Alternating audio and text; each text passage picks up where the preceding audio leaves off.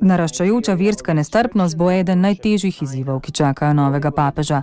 Kot eden vodilnih svetovnih diplomatov se bo moral dobro vseh kristjanov spretno odzivati na različne situacije in poskušati voditi dialog tudi s sovražnimi vladami in skupinami.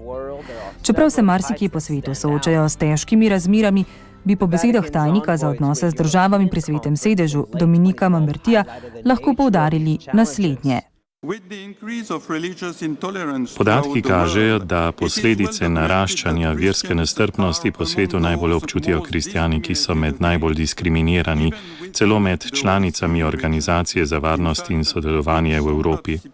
V nekaterih državah še vedno obstajajo nestrpnost, diskriminatorna zakonodaja ter odločitve in obnašanje, ki skušajo zanikati versko svobodo, kar občutijo tako katoliška cerkev kot ostale krščanske skupnosti. Prvo obliko preganjanja zaznamo v državah in regijah, kjer so kristjani manjšina. Tam jih preganjajo ostale verske skupine. Kristjani so velikokrat žrtve islamskih skrajnežev v državah, kot je Nigerija. Cerkve in njihovi domovi so velikokrat tarče napadov v Egiptu in Indoneziji.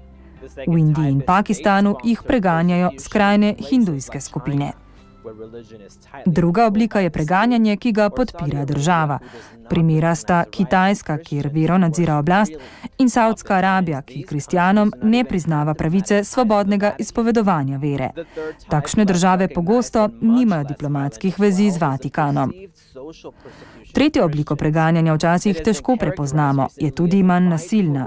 Gre za socialno preganjanje kristjanov. Velikokrat je označeno kot boj za versko svobodo.